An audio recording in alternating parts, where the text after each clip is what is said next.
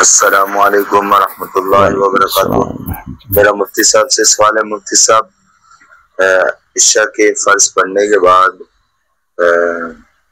ہم مستری کرنے کے بعد سو جائیں اور مطلب کہ غسل نہ کریں اور سو جائیں، اور اس کے بعد اٹھ کے کیا تہجد کی نماز وغیرہ بقایا نماز پڑھ کے تہجد کی نماز پڑھ سکتے ہیں؟ کیا ایسی حالت کہ سونا تہجد کے لیے شرائط میں شامل ہو سکتا ہے یا نہیں؟ جزاک اللہ خیرہ۔ جی وعلیکم السلام ورحمۃ اللہ وبرکاتہ۔ فرض نماز پڑھنے کے بعد یعنی عشاء کی فرض نماز پڑھنے کے بعد آپ نے بیوی سے ہم بستری کی، اس کے بعد آپ سو گئے، نماز تہجد آپ نے ادا کرنی ہے، تو کیا نماز تہجد ادا ہو جائے گی؟ جی محترم ہو جائے گی۔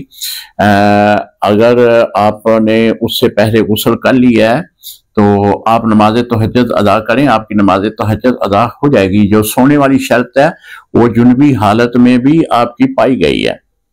اور میں یہ بھی بات عرض کر دوں کہ جب ہم بستری سے فارغ ہوتے ہیں تو آدھا گھنٹہ پونا گھنٹے کے بعد جو ہے وہ غسل کر لینا چاہیے۔ زیادہ دیر تک اگر آپ اسی طرح جنبی حالت میں رہیں گے تو یہ رزق کی کمی میں سبب بنتا ہے، یعنی ایک تو رحمت کے فرشتے جنبی حالت میں آپ کے پاس نہیں آئیں گے، یہ بھی ایک جو ہے وہ کمی محسوس رہے گی۔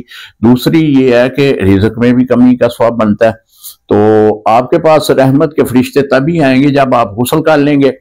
تو لہذا آپ جب بھی ہم بستری بیوی سے کرتے ہیں تو اطباء حضرات نے لکھا ہے کہ فی الفور تو غسل نہیں کرنا چاہیے، کیونکہ جسم جو ہے وہ ایسی حالت میں ہوتا ہے کہ جس میں اعضاء جو ہیں ان کے اعصاب ڈھیلے ہو جاتے ہیں، تو غسل کرنے سے یعنی یکدم مطلب کہ فی الفور غسل کرنے سے جو ہے وہ اعصابی کمزوری لاحق ہونے کا خطرہ ہوتا ہے۔ آپ وقت دیں، جسم نارمل حالت میں آ جائے، آدھا گھنٹہ دیں، پونا گھنٹہ دیں، نارمل حالت میں آ جائے تو اس کے بعد آپ غسل کریں، غسل کرنے کے بعد پھر آپ سو جائیں اور نماز تہجد ادا کرنے کے لیے پھر اٹھ جائیں۔ یہ بہترین عمل ہے، زیادہ دیر تک جنبی حالت میں نہ رہا جائے۔ السلام علیکم ورحمۃ اللہ وبرکاتہ۔